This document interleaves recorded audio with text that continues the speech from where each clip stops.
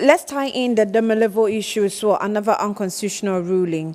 Today has been... I saw on Professor Kwekwa's, wall, he says that Domelevo's case required the speed with which the White case was addressed and vice versa.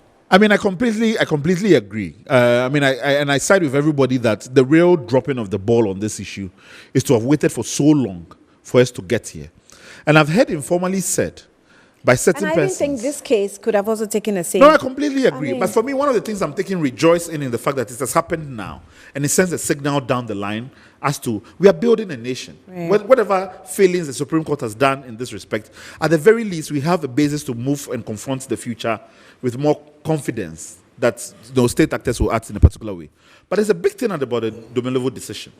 This is the first time, to my memory, since Buzia, that a president has been found to have violated the Constitution of the Republic.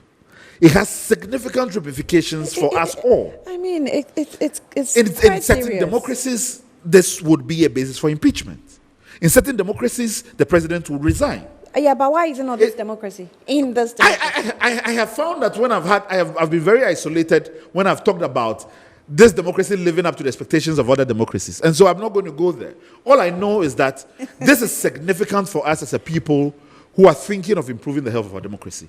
But the fact remains is that the president has been found to have breached the Constitution. But this is what does that mean? Unconstitutional rulings is not Oliver Bakar in his bedroom tweeting and posting on Facebook and social media. Yeah. This is court's rulings. No, I completely agree. But you see, the thing is that once the court has ruled, the nature of political engagements of we citizens, what we make of it, the demands that it emboldens us to make, is critical.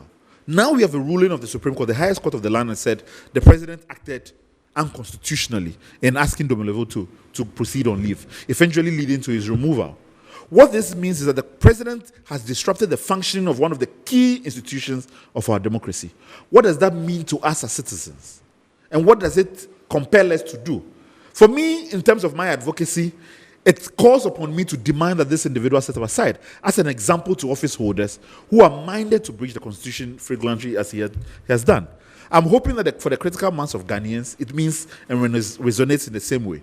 I'm hoping for the minority in parliament and for the majority in parliament that it has meaning to the work they are doing, and whether or not they invoke the impeachment processes, that's up to them. But I know that when Nixon was found to have violated the Constitution, he stepped away, he resigned, while impeachment processes was ongoing. Yeah. Maybe we would have a Nixon one day, who knows? Maybe in the time of Oliver. Okay, so we spent quite some time on this, on the court and its interpretations, and we're expecting the written ruling to come out in June. Yeah. When is it?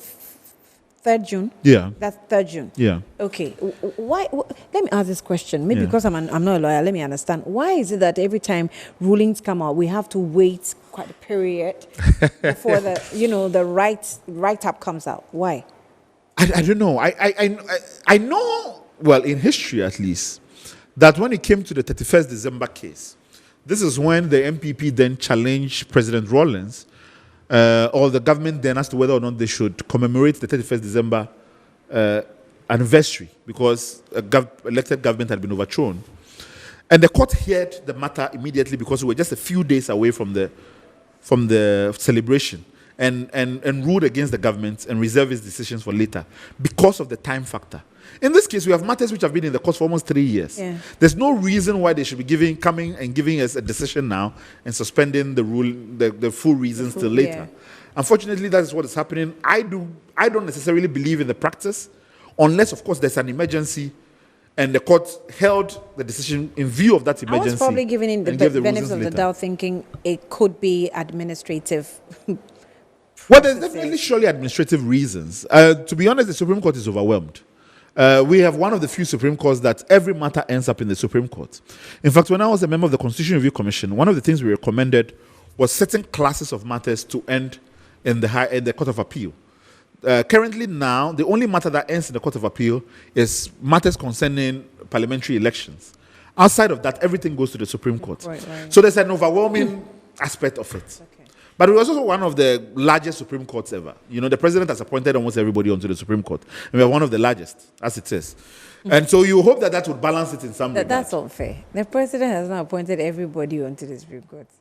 Everybody on the Supreme Court now comes from the president. No. This is a fact. No. I think the last appointee. The way you said the president has appointed everybody onto the Oh Supreme yes, Court. what I mean is that everybody on our Supreme Court is an appointee of this president. Okay. It's never happened in our republic, which is also something we have to live with. But the fact is that we have so many people on the Supreme Court, which the hope is that it helps to balance the workload of the court. But if it is a workload issue, then we have certain administrative ways to deal with that. But I don't think that any workload and even the number of appointments should be able to deal with that, right? I don't think any workload justifies waiting on a decision for 3 years. And I think one of the ways in which the Supreme Court, over time, for some people, has lost or is losing credibility, has to do with this pick and choose approach, where you might decide Justice Abdullahi that allows the majority to have the deputy speaker vote and preside at the same time because it favors the government. Then matters like Domelevo, you are in the courts forever. I am currently still in the courts with respect to the SAL issue with Jin Mensa. So how speedy justice is also important, and the delay can even take away the substance of why people were in court in the first place. Now, as it stands, Domelevo cannot come back. And it's unfortunate that the president has been allowed to get away with this, if he gets away with it. So this really is much ado about nothing? No, but Domelevo can take an independent decision. I think that, Domelevo can seek compensation and others. Yeah. But the real crux of it is not the individual remedies that he would have. But what does it tell us as citizens? As a nation. Yes, as a nation. When you have a president who is acting unconstitutionally, what do you do? What does it mean for the republic? Those things are not moot. Those questions, we still have to engage in them going forward. Right. Okay, so we'll move on to the other issues. Gabriela, you have anything to say about this ruling, especially these two that came out? I'm told Richard has joined us via Zoom, right? So, Richard, good afternoon. If you can hear me, good afternoon to you. Good afternoon, Annie. Right, thank you for your time. So Richard, let me just pick a quick your thoughts on the two rulings that's come out from the Supreme Court, one on the Domelevo and the other one on the COVID-19 restrictions that lawyer Bakavomawo and his team took to court. How do you consider this if it's a worry to the MPP with already two rulings coming out that the president is engaged in unconstitutional actions? Annie, thank you very much. I am not. I'm not up to speed with that. Those two rulings you are referring to.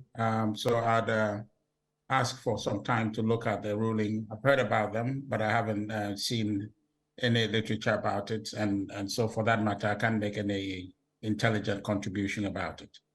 I'll appreciate that. I think it's law, so I can bear with it.